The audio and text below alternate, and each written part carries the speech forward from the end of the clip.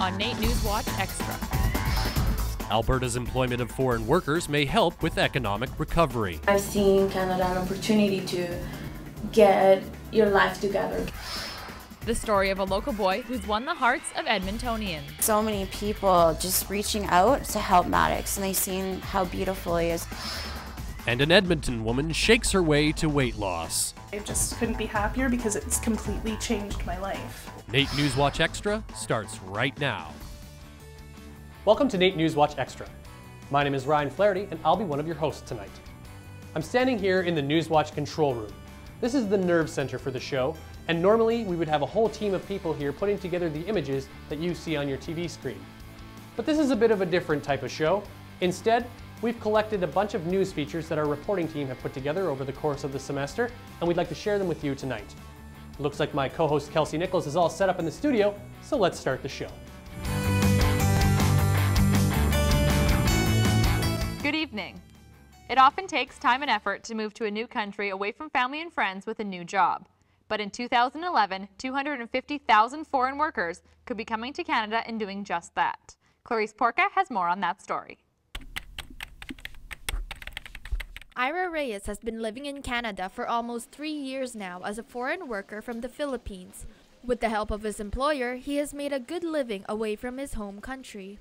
It really provided me with a good opportunity to have a glimpse of this industry, and now I'm pretty much in it. And I've been meeting all sorts of people, very kind people every day, and I'm enjoying it. Reyes is not the only one. Every year, thousands of foreign workers are recruited to Alberta to support the economic growth. Only last month, the federal government announced its 2011 immigration plan. It stated that high levels of immigration will be needed to sustain the economic recovery and to maintain the labor force growth because of Canada's aging demographic and low birth rates. This means that Canadian employers will also have to look to temporary foreign workers to meet their labor needs, both skilled and unskilled. They can then offer full-time jobs to those they wish to keep permanently to assist their immigration. Contract workers have an opportunity to step up to various management positions in the company. And if they did get a semi-skilled job, such as in supervisory or store management, they will be able to apply as immigrants of Canada. Workers are often provided accommodations from their employers and have the support of their co-workers to help them adjust to living in a new country. People is very nice. Actually, it's a wonderful atmosphere because I have great co-workers, nice supervisors. I won't call them co-workers, they are my family here. And I've seen Canada an opportunity to get your life together, get a house, get a car. Working here has given me an opportunity to have a better living, and the people have been helpful, especially my boss in Picolino Bistro. In a less populated province such as Alberta, the percentage of economic immigrants who settled has more than doubled since 1997. These high levels of immigration will help businesses, employers, and foreign workers. For Reyes, this has been a step towards a better future. With all the opportunities that are being presented to foreign workers in this country, there are different programs that are available for us. With employment opportunities offered at various stores, restaurants, and franchises, foreign workers have the chance to create a great living here in Alberta. Clarice Porca, NewsWatch Extra. One Edmonton family has a lot to be thankful for this holiday season. And it involves a lot more than presents under the Christmas tree.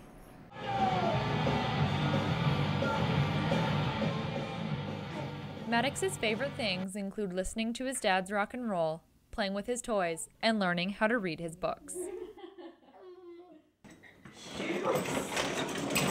Maddox may seem like any other 3-year-old, but his scars tell a different story. His bright and smiling face hasn't always been the way it is now. His parents, Mike and Nicole, have a very special story to tell about their little boy. Well, when he was first born, he was born with a malformation on his face, so we took him to the doctors at the U of A. Maddox Terrence Flynn was born December 21st, 2007. The doctors in Edmonton had a plan for Maddox's cyst. They did about 4 sets of injections. They discovered that it wasn't working. So we were kind of at a standstill, and that was when he was about a year and a half. Maddox's parents were trying not to lose hope for their child. thinking, okay, Maddox was born in the year 2007. Sometime down the road, somebody will be able to do something. After trying other treatments in Canada, nothing was shrinking Maddox's cyst. They decided to look elsewhere and came across a doctor in New York City. Anyway, when we found Dr. Wenger and he came back and he said, I can fix him 100%, just the confidence and everything, like, it was unbelievable. Like, it was a miracle. Mike and Nicole finally had some hope, but it came with a very high price tag. Maddox's first surgery alone would cost them $50,000. I wanted to donate to Maddox because he was just a child in need. He's 2 years old at the time when I donated the money to his surgery in New York, and it was a big surgery for him. And Brule made the trip to New York this summer to be with Maddox for his second surgery. Mike and Nicole are just very nice people, and it's good to get to know a family like that. Maddox has spent 24 hours in surgery with Dr. Weiner in the last 8 months. Just 10% of his malformation is left in his cheek, and they have also made him an eyelid. He does not have vision in his left eye, but that doesn't stop little Maddox from rocking out. It makes my heart melt, like so many people just reaching out to help Maddox, and they've seen how beautiful he is. Like, he's seen what Mike and I see every day. Maddox will return to New York in January for 2 more surgeries. Woo-hoo! Kelsey Nichols, NAIT NewsWatch Extra. For some, it's a season of outdoor fun, filled with sledding, skating, and skiing.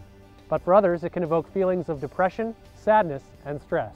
Winter affects people in numerous ways, but a service that has been around for decades is helping those who suffer from winter depression. Kirsten Pipke has more.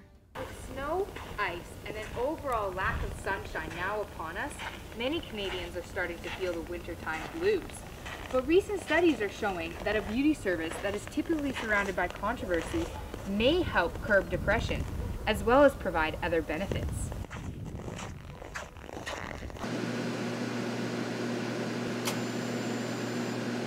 For years now, tanning beds have had a bad rep for UV overexposure, causing skin cancer and premature aging.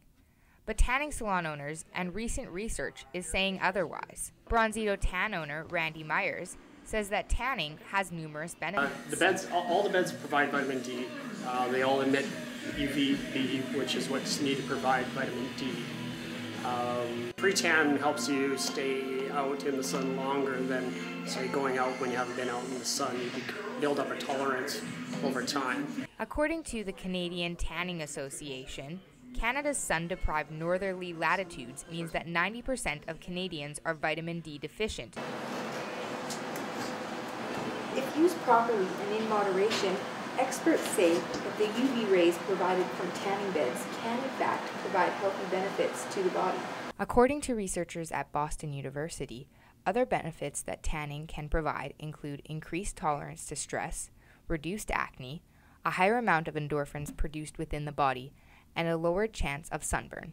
But not everyone agrees, such as registered nurse Erin Tukey. In tanning beds specifically, the UV rays are extremely high. They can sometimes be 5 to 10 times more than what the regular sun during a midday day would be. Is it better to have acne per se than cancer? Tukey also says that other downfalls of tanning may include paying a high price to keep up with the tan, burning if used incorrectly, and becoming addicted once a base tan is achieved. Although there are many different points of view about tanning, tanner Sam Crone says she has her own reasons for tanning. It's relaxing and it's really warm and I like it. She also says there are lots of reasons why other people go tanning. A lot of them come in because they're either going on a trip or they just like being dark. Health officials say that if you do decide to go tanning, either because of a lack of sunshine or for your own personal reasons, that you should always wear eyewear and only tan in moderation. Kirsten Pipke, NAIT NewsWatch. Coming up on NAIT NewsWatch Extra. The inspirational story of a local boy that will win your heart. How hula hoops have given an Edmonton woman a new outlook on life. Probably there was a point every single day where I wanted to give up. And a closer look at the strains that hockey players endure and how it affects their off-ice training. How quickly do they recover in between shifts so that they're ready to go?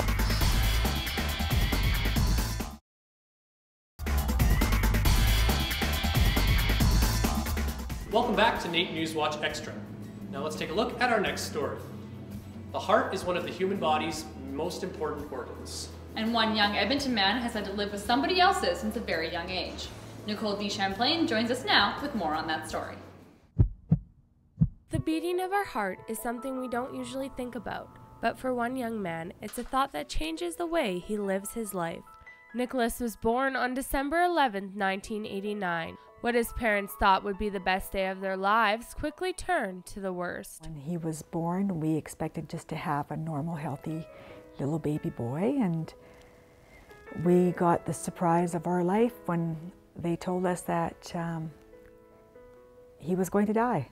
Nicholas was born with a heart condition that could only be fixed by a heart transplant, something that back then had never been done in Edmonton.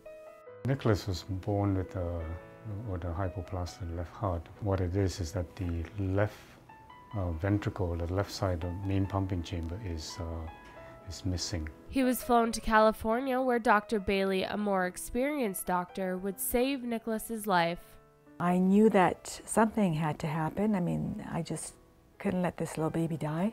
The surgery was a success. Nicholas is now 20 and is living with his heart transplant. I've been really lucky because just by looking at me, I don't think people realize, that I have a heart transplant. For Nicholas to stay healthy, he needs to take anti-rejection drugs twice a day. By being on anti-rejection drugs, it certainly allows you to live a normal lifestyle. Although these drugs are keeping his body from rejecting the heart, they can do damage to other parts of his body. The medication makes Nicholas more susceptible to infection, kidney failure, cancer, and skin irritation. When Nicholas was young, heart transplants were uncommon, so he had to take precautions growing up. And one of my dreams was to play hockey. But he couldn't. Even though he has a passion for hockey, it is not the only thing he loves. Adventures of mountain and dirt biking preoccupy a lot of his time, but they also keep him fit, which is necessary for his condition. For him to maintain, good physical health, he'll benefit from it in the long run. Nicholas hopes to one day join the Edmonton Police and is currently studying and completing the forms to apply. It's like my dream job, I think. It's the only thing I really want to do. Because of medical technology and someone who is willing to be a donor, Nicholas is alive and healthy. Nicole de Champlain, NAIT NewsWatch Extra. It's an issue that millions of people around the world face each and every day. One Edmontonian is fighting this issue in a unique way, and with the help of her loving husband. Linda Huang has more.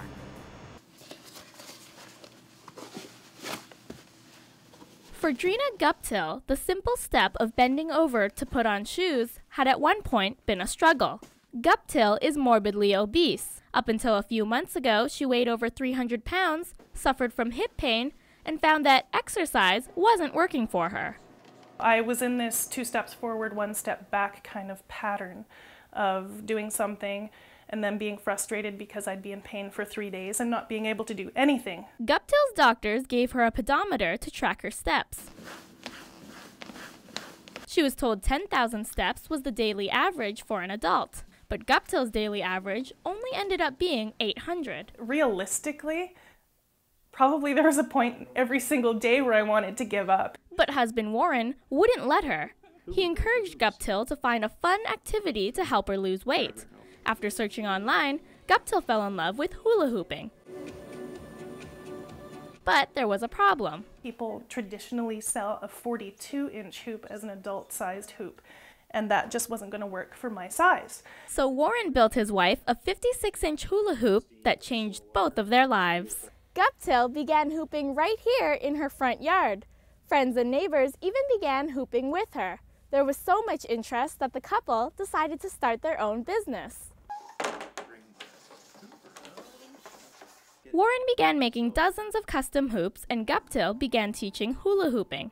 Her hip pain went away, and within a few months, she had lost 60 pounds. It's given her a sense of happiness, and now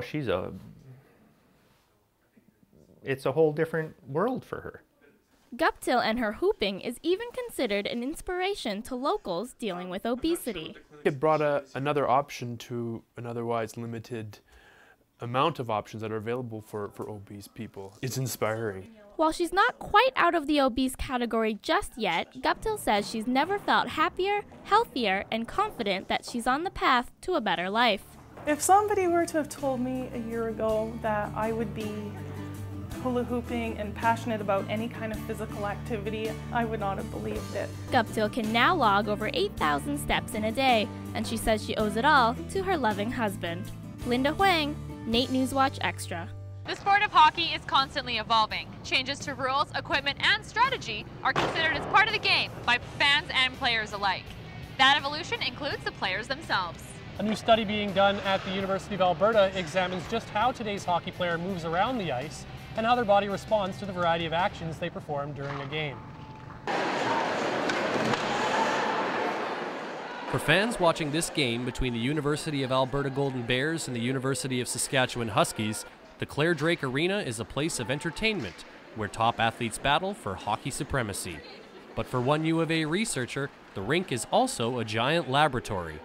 With the help of the Golden Bears hockey team, Dr. Gordon Bell is leading a study which looks at how players' bodies respond to the physical demands of the game. And we wanted to document what's going on in the game today that makes those players as fit as they are now. The study has a two-pronged approach. First, Bell fits the players with monitors which measure their heart rate throughout the course of a game. Then, while the action is going on, Bell and a crew of volunteers videotape the monitored players to find out how fast they're moving, how far they're skating, and how much time they spend on the ice.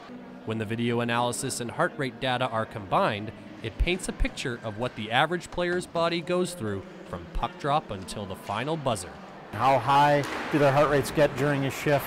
How quickly do they recover in between shifts so that they're ready to go? And whether these heart rates change from first to second to third period. Jarrett Toll is one of the Bears who have volunteered to be Bell's research subjects. The defenseman says he's even learned a thing or two himself. It's interesting. It's fun being a part of it. It really helps your game too. You can tell when your heart rate's peaking during the game, when you got to work on your conditioning, and when it pays off. Toll's coach agrees that the information which comes out of the study could prove very useful to his team down the road. You know, I heard that the U.S. Olympic team did it at the Vancouver Olympics, and it gives us a chance to see how we can look at also a better maybe off-ice training that we can look at doing with the guys in season and also in the summer, off-season training. In addition to learning more about the physical nature of the sport, Bell points out that the study could also have an impact on how coaches game plan. You know, may even help a coach with his strategy, shorter shifts, maybe longer breaks on the bench, those sorts of things, where they plan their timeouts and that sort of thing. Now that the initial phase of the study is finished, Bell is eager to expand the research. Next year, he plans to work with the U of A women's team, and he's also interested in learning how this new information relates to goaltenders. In this giant lab, the work is only just beginning. Ryan Flaherty, NAIT NewsWatch Extra. Coming up on NAIT NewsWatch Extra. 118th Ave gets a boost of revitalized fun, all with the help of improv. Definitely behind the whole, let's make it a nice, the Avenue of Champions again. And a comedy club that has been recognized as one of the best is right here in Edmonton.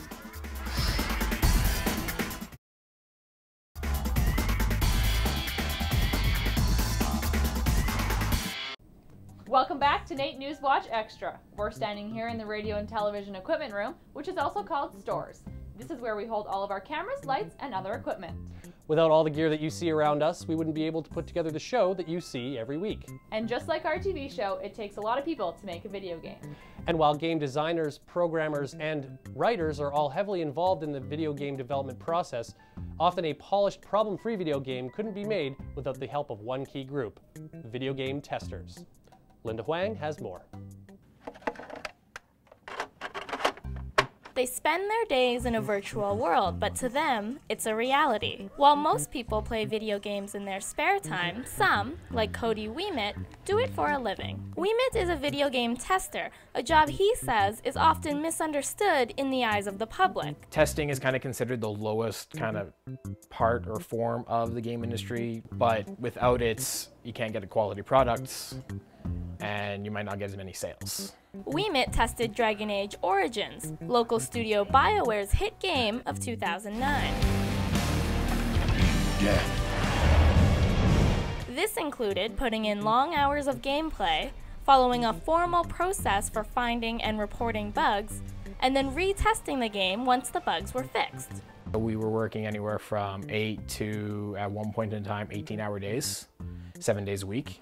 While the process isn't as rigid at smaller game studios, the task of testing is still just as important. If you're not testing, then you really don't know where your game stands as far as playability, longevity, if it's fun or not. Employees are also quick to dispel the stereotypes surrounding game testing. It is a real job, more so than some people realize, I think. It's not just sitting down and playing games for fun. It's actually a lot more complicated and complex than people would think. But that's a fact that doesn't scare off gamer Mohit Gill from wanting in on the industry. Well, I mean, it totally combines something I'm passionate about with getting paid to do it, so it's totally awesome. I would love to do something like that. Gill says he's not alone in growing up gaming and thinking testing would simply be the best job ever. I would love a job as a video game tester. In the end, Wemit says that while the button pushing and bug reporting often goes unrecognized, a game truly couldn't be completed without testers, and he's proud to be a part of that group. The way I like to kind of summarize game testing is that it's kind of the unsung hero of the gaming industry. Wemit plans to continue testing with BioWare and hopes to be involved in Dragon Age's sequel coming out next year. And there are men who embrace destiny. For NAIT NewsWatch Extra, I'm Linda Huang. Game over. West Edmonton Mall is known as an excellent shopping destination, but it also has a ton of great entertainment options as well. Located in Bourbon Street is one of the hottest rising comedy clubs in Canada. Ashley Nickel has more. Rick Bronson's The Comic Strip has been on Bourbon Street for the past 6 years. The award-winning comedian and television host's near-death experience with Crohn's disease in 2001 took his comedy career in a new direction. I wanted to think of a way that I could stay in an industry that I love and something that I'm passionate about, and yet not have to be the guy that's responsible for being the quote-unquote life of the party on a nightly basis. Rick's Comedy Club has been recognized as one of the best comedy clubs in North America, bringing you headliners not only from Canada but also the United States, some even making their first Canadian debut at the Strip. You're going to see acts here like that have never come to Edmonton before, as in Rob Schneider, Damon Wayans. We got Bobcat Goldthwait coming back, just big acts, movie stars. Rick's comic geniusness has opened doors for young comedians in Edmonton. With bigger headliners coming to our city, it has set the bar high for new and upcoming talents. We've developed such a really solid core of young comedians in the city. I mean, Edmonton can take great pride in knowing that we're producing some of the best comics in the country, if not North America. We don't have a problem in here, you talking about my woman. Eric Griffin, a headliner and a rising American comedian, values clubs like the Comic Strip because it's where many comedians start their fan base and careers. His hard work and passion for comedy has given him the chance to carry out his dream. People don't fail in this business, they quit. You know, so I guess it's persistence, you know. If you stick at it, you stay at it, you'll get your shot. Everybody gets a shot, they stick with it. The Comic Strip takes gratification knowing that the comedians that they bring in will be crowd pleasers. With the club bringing in diverse personalities and acts, it's sure to make every show different from the next. I truly believe that stand-up comedy might be the last bastion of free speech in all of North America. Everywhere else, every other type of media, whether it be television or radio, is censored to a certain degree, but stand-up is truly the only art where a guy can get up on stage and say whatever the hell is on his mind. With the success of the Comic Strip, Rick Bronson has opened up a sister club located in the Mall of America in Minnesota. He hopes that a few more locations will follow in the future. For NAIT NewsWatch Extra, I'm Ashley Nickel. A new improv group is making waves in Edmonton. With a dash of laughs and flair, they'll be sure to light up the stage. F&M Improv is prepping their shows to perform at the Avenue Theatre. They're just one of a number of groups involved in the revitalization of 118th Ave. Ali Youssef has more. Welcome to Avenue Theatre, home of a new improvisation troupe. Effin' Improv is an improv troupe from St. Albert consisting of members in the Edmonton and St. Albert area who are eager to build an audience to show off their talents and adult humor. Although the troupe is at a new theater, they have been together for quite some time. We did a show in the Edmonton Fringe in 2007 and 2010, and the Avenue Theater here on 118th gained interest in it after we did our show. Bedard goes on to say that with a mixture of veteran members and new performers, Effin' Improv will surely get huge numbers when trying to bring in a crowd. And you're guitarist, but that's not a... They are still in their rehearsal period with the new members, but with a little practice, the troupe hopes not only to bring out some business, but hopefully bring light to the 118th Avenue area. I think 118th is growing a lot, and just within the 6 months that I've been here, I've noticed some incredible changes, just like the construction happening outside is really cleaning up the streets, and the nightlife is a little bit safer. The construction on 118th Ave is a part of a campaign called We Believe in 118th. Its aim is to let the public know that the Avenue is a great place to live and work. The reduction of selling weapons and drug paraphernalia is the ultimate goal of the campaign. Oh, I'm definitely behind the whole let's make it a nice, the Avenue of Champions again. It's a very nice part of town that a lot of people ignore just because it has some bad connotations. The format of Effin' Improv's Fringe Festival show follows closely to TV-style improv with the host and cast members trying to get laughs out of the audience. The troupe is beginning to schedule their shows for the middle of November with new formats on the go. They want to test their skills by trying to perform long sketch improv instead of the normal 5-minute scenes. Effin' Improv also has plans for charity shows as well. We're looking to maybe have a few fundraisers, raise, some money for what's going on around here, make it better than it is. You can catch Effin' Improv at Avenue Theater every second Thursday beginning on November 18th. The 18+ shows are definitely worth taking a look if you like more risque humor. But to get a small sample of their taste of humor. How many hipsters does it take to screw in a light bulb? It's probably some number you've never heard of before. Ali Yusuf, NAIT NewsWatch Extra. Well, that's all the time we have for this episode of NAIT NewsWatch Extra. We hope you've enjoyed some of the features that you've seen here today. Make sure to check us out online at naitnewswatch.ca. Have a good night.